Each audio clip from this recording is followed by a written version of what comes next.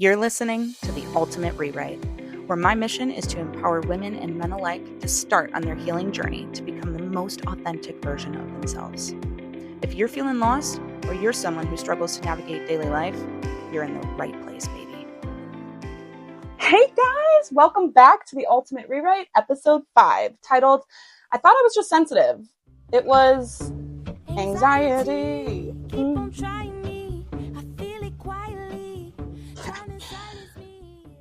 For most of my life, I thought I was just sensitive, like overly emotional, overthinking everything, feeling things deeper than everybody else around me. I thought it was just my intense personality, like this is who I am, this is who I was. But what I didn't realize was that my nervous system was actually in overdrive, like all the time, constantly. And if I'm being honest, it still kind of is. Now almost worse than ever because I have so many eyes, so many ears on me at all times. It's not just the teenagers in room 208 anymore, right? So I was super hesitant to release this news last week, but you guys know I'm all about authenticity, transparency. So after realizing how sensitive I am over the last couple months and realizing that I need to make some pretty significant changes in my life if I want to attain true happiness, a happiness that I choose for me. It's all, of course, sent me into overdrive. I did take a visit to my doctor about my silent panic attacks, and she did actually write me out of work for a short period of time so that I can actually work on fixing myself, my mind, my body simultaneously, which I've never been able to do. It's exceptionally difficult to work on myself when I work in an environment that is constantly begging for my attention and where I'm working for the needs of others. That requires me to people please, to shrink, to put everyone before myself. So it's just a much needed break. And I'll be back before the end of the school year. So in telling all of y'all this, I want you guys to hear me when I say this loud and clear, okay? It is okay if you need to take a break. For 34 years, I never took one. And life has been getting more and more unsteady. And so rather than suffer, I'm finally choosing to put myself first. I encourage you all to do the same, babes. And if you do this, it's not because you're difficult. It's not because you're overly sensitive. It's not because you're a burden. It's not because you're broken. You're not any of these things. And I hope that in hearing me today, you're finally hearing discourse that you have felt in your soul for years. So let's really get into this farce that you are overly sensitive and how we likely are covering up our anxiety by blaming it all on this apparent character flaw. Okay? For me, this oversensitivity looked like overthinking conversations for hours on end. When I was in my first few years of teaching, I actually would go home and sit in silence for 30 to 45 minutes, whether that be in my car, whether that be in pitch black in front of my television that wasn't even turned on. I would stew on any and all conversations that I had had throughout the day, whether that be with colleagues, students, family, friends, and I would dwell on instances that I didn't even fuck up, but that I assumed and that I felt, I think I fucked that up. There's actually one instance that I can recall during COVID that really messed with me and my anxietal traumas. And since then, I refuse to go to any adult-only work or school functions. Yeah, it was that traumatizing. Well, Heidi, what did you do that you fucked up so bad? Long story short, I had said something sarcastic about a colleague who I considered a friend. I mean, have you met me? My face is pretty much sarcastic 24/7. And after this instance, that colleague publicly blasted me on social media to other colleagues, and those colleagues started to report back to me, informing me of all the gossip. And what's interesting is that even though that happened 6 years ago, that incident and how it will affect my future professional relationships or friendships still runs through my mind rent-free today. Way more often than it deserves to be honest. It doesn't even deserve to have capacity in my head. But hey, anxiety, yeah? Gotta love it. Another way I feel labeled as being super sensitive, aka having ridiculous anxiety, is when I get super freaking drained from any and all social circumstances. I could be with my very best friend enjoying her company, and I still feel like my social battery is at a 0 by the end of the night, even if it only required 25% of my battery. I honestly, these days, cannot fathom more than 5 people at a function. I always joke with my family and friends that, hey, maybe I'm on the spectrum. Because, the spectrum, it's a spectrum. Everybody's on it. Maybe I'm more on it than everybody thought. Because I do not want to be overstimulated. Voluntarily, no less. And so sometimes I'll cancel ahead of time. Ooh, sorry guys, my cramps are so bad. Shoot, I forgot that I said I'd help my dad today. I'm sick. I'm laughing because I know that y'all are sitting there on the other side being like, yep, that's me. I've definitely done that. I did that today, actually. Oh, another one that I struggle with still today and will continue to struggle with until maybe AI takes over. I don't know. I read more into people's texts and tones and body languages than I should. I'm not sure if that's because I also feel responsible for these people's moods and their needs, aka my people-pleasing tactics. So even when I was in Cali this past week, I met up with an old friend from college. He lives out in LA and he has been a welcoming peach. But we haven't seen each other in 13 years. And so I'm starting to relearn him. He's starting to relearn me.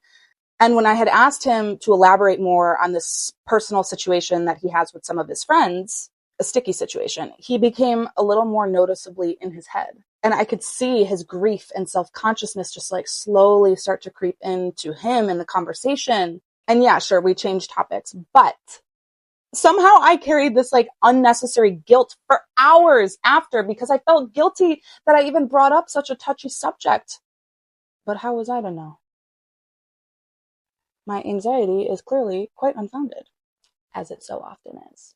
But I want to hear about those tough things that he deals with. If he's really going to be a friend of mine, these are conversations that need to be had, and they don't need to be had with me feeling guilty on the other end. That doesn't mean that I'm responsible for his mood. That doesn't mean I have to read into his tone and his facial expressions and wonder if I did something wrong. Sometimes I just got to tell my anxiety and ADHD and neurodivergent tactics to fucking cool it. So yeah, nobody has ever told me that those feelings, these instances could actually be anxiety. In my circles, this behavior, this way of life, it was normalized and nobody questioned it. So of course I adapted, just like we talked about in episodes 3 and 4. And you already know what it is. Millennial vibes every time. No shame.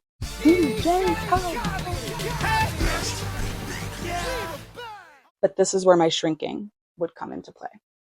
Now, you may be wondering, but where does all that shrinking and people pleasing, where does that stem from? That is a personal question that you have to actually delve into on your own. So for me, I had to take a hard look at conditional patterns and toxic behaviors that I was just repeating because of what I saw and what I was used to. I had to identify exactly when I stopped taking care of me and started taking care of others. And to be honest, that started even earlier than I thought. In therapy, because I can't do this by myself. My therapist is my goddess angel sent to this planet Earth to help me. And I highly encourage, if you can afford it, to also go to therapy.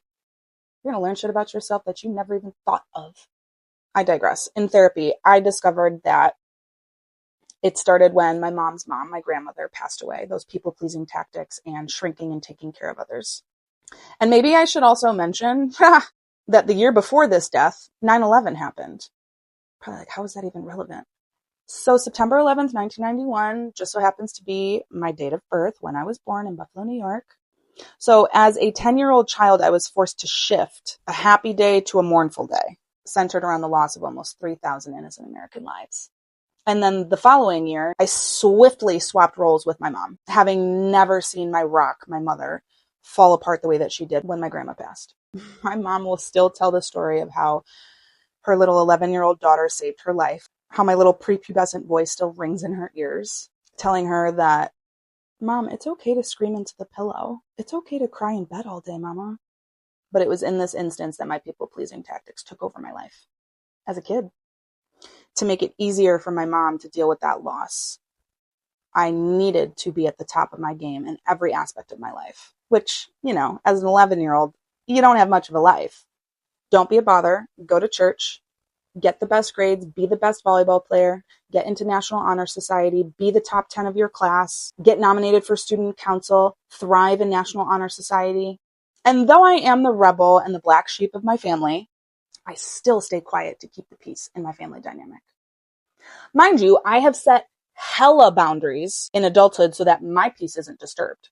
But boy, you should have seen the train wreck I was prior to 2026. Because when you live like this, people pleasing, avoiding conflict, over accommodating, staying quiet to keep the peace, your body doesn't relax. It stays on high alert, actually in fight or flight. Racing heart for no reason, accompanied by sweating, because if you know me, you know. Stomach dropping randomly throughout the day. Tension in your chest that makes breathing heavier. Constant low-level stress. And even stomach pains that could lead in weight loss.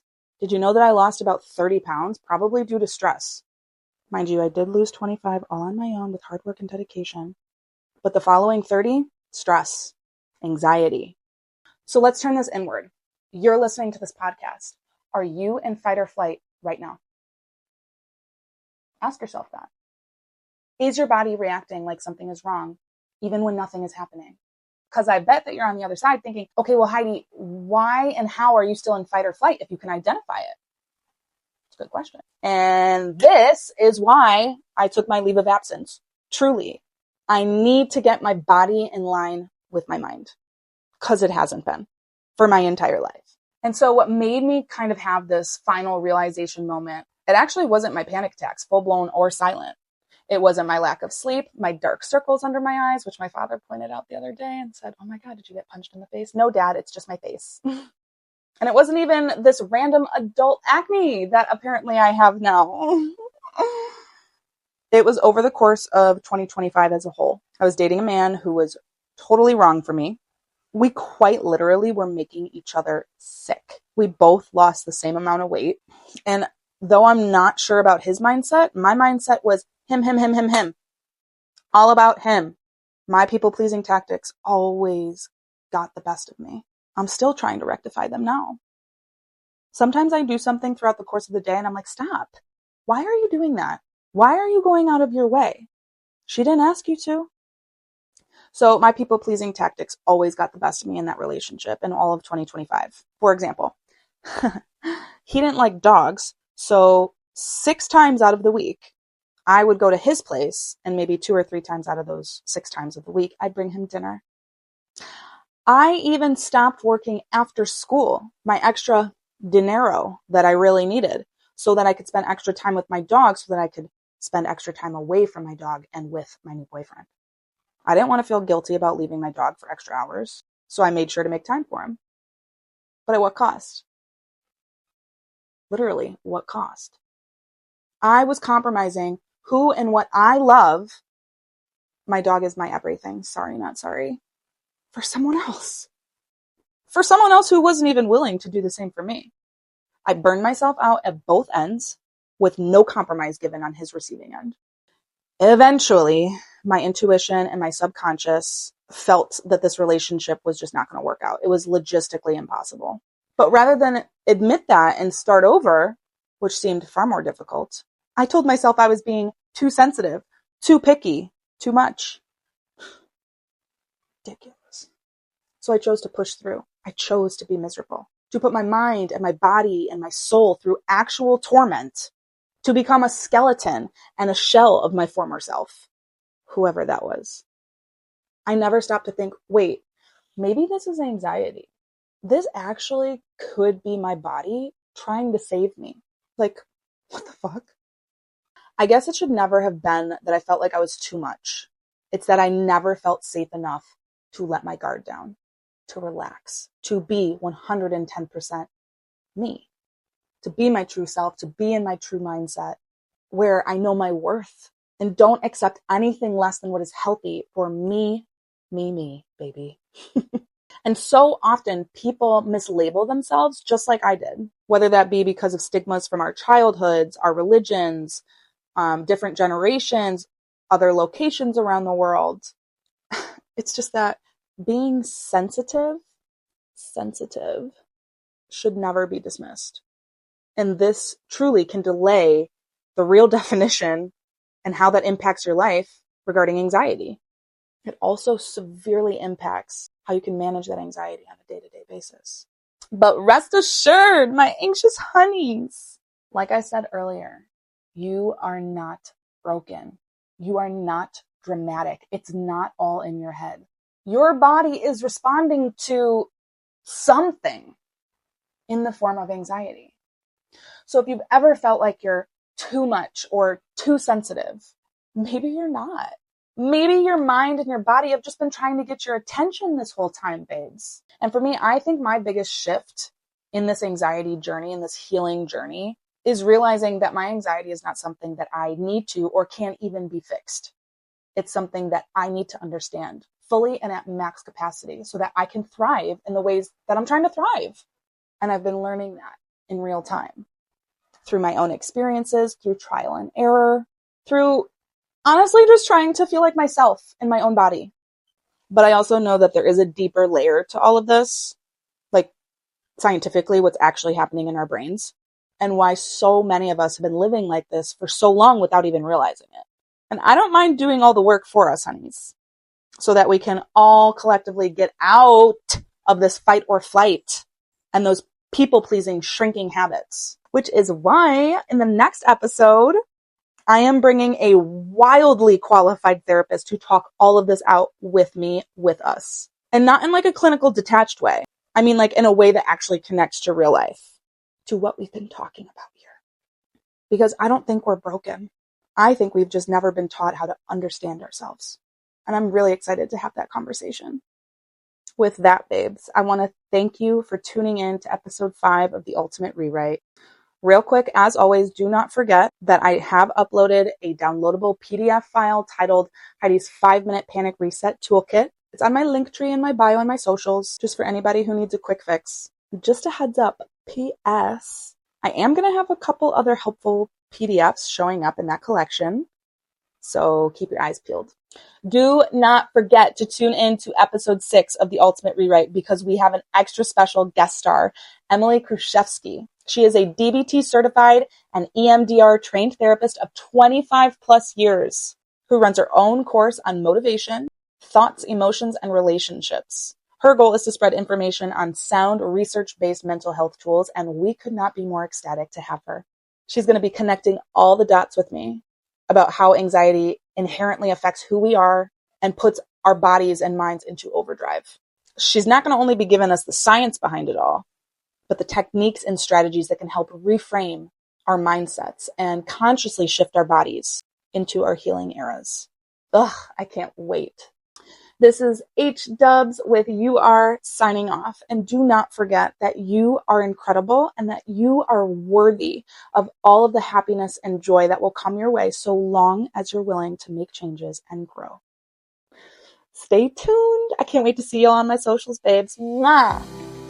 This episode is sponsored by... Just kidding. I'm too new. Tell your friends, though.